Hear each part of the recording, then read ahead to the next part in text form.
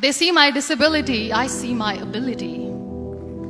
They call me disabled, I call myself differently abled. There are some incidents that happen in your life. Those incidents break you, deform you, but they mold you into the best version of you. And the same thing happened to me. I was 18 years old when I got married. My father wanted me to get married. And all I said was, if that makes you happy, I'll say yes. And of course, it was never a happy marriage. Just about after 2 years of getting married, I met a car accident. Somehow my husband fell asleep and the car fell in the ditch. He managed to jump out, saved himself. I'm happy for him. But I stayed inside the car and I sustained a lot of injuries. The list is a bit long, don't get scared. The wrist was fractured. Shoulder bone and collarbone were fractured. My whole rib cage got fractured. And because of the rib cage injury, lungs and liver were badly injured. I couldn't breathe. I lost urinary bowel control. That's why I have to wear the bag wherever I go. 3 vertebrae of my backbone were completely crushed. And I got paralyzed for the rest of my life. I finally ended up in a hospital where I stayed for 2.5 months. I underwent multiple surgeries.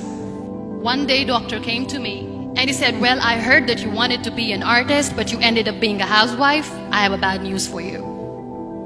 You won't be able to paint again because your wrist and your arm are so deformed, you won't be able to hold a pen again. Next day, doctor came to me and said, your spine injury is so bad, you won't be able to walk again. Because of your spine injury and the fixation that you have in your back, you won't be able to give birth to a child again. That day, I was devastated. I asked my mother, why me? And that is where I started to question my existence. Why am I even alive? And that is where I realized that the words have the power to heal the soul. My mother said to me, this too shall pass. God has a greater plan for you. I don't know what it is, but He surely has. And in all that distress and grief, somehow or the other, those words were so magical that they kept me going. One day I asked my brothers, I know I have a deformed hand, but I'm tired of looking at these white walls in the hospital and wearing these white scrubs. I'm getting tired of this. I want to add more colors to my life. I want to do something. Bring me some colors, bring me some small canvas. I want to paint. So the very first painting I made was on my deathbed, where I painted for the very first time.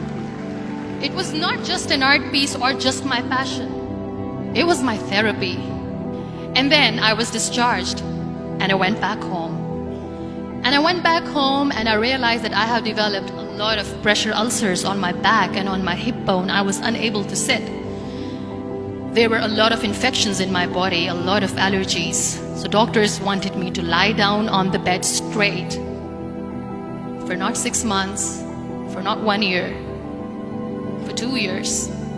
I was bedridden, confined in that one room, looking outside the window, listening to the birds chirping and thinking maybe there will be a time when we'll be going out with the family and enjoying the nature.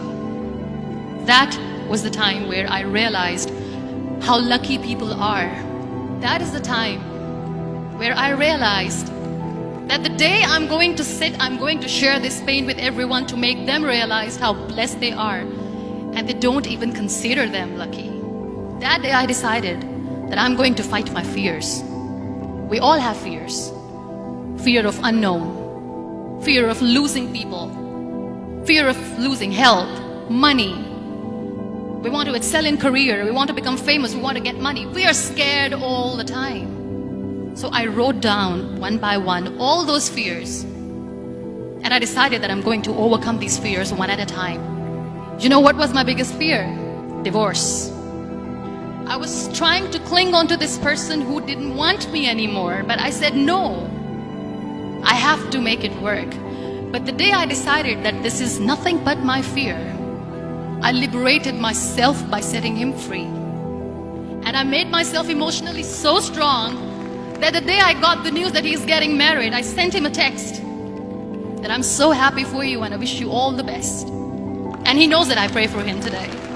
Number 2 was, I won't be able to be a mother again. And that was quite devastating for me. But then I realized there are so many children in the world, all they want is acceptance. So there is no point of crying, just go and adopt one. And that's what I did. People think that they will not be accepted by the people because we, in the world of perfect people, are imperfects. So I decided that instead of starting an NGO for disability awareness, which I know will not help anyone, I started to appear more in public. I started to paint. I decided that I'm going to join the national TV of Pakistan as an anchor person. And I've been doing a lot of shows for the last 3 years. I became the National Goodwill Ambassador for UN Women Pakistan, and now I speak for the rights of women, children. We talk about inclusion, diversity, gender equality, which is a must. Every time I go in public, I always smile. It's always a big toothy smile on my face, and people ask me, don't you get tired of smiling all the time? What's the secret? I always say one thing, that I have stopped worrying about the things that I have lost, the people that I have lost. Things and people who were meant to be with me are with me. And sometimes, somebody's absence makes you a better person. Cherish their absence. It's always a blessing in disguise. Live your life fully. Accept yourself the way you are. Be kind to yourself. Be kind to yourself. I'll repeat, be kind to yourself, and only then you can be kind to others. Love yourself and spread that love. Life will be hard. There will be turmoils, there will be trials, but that will only make you stronger. So when you accept yourself the way you are, the world recognizes you. It all starts from within.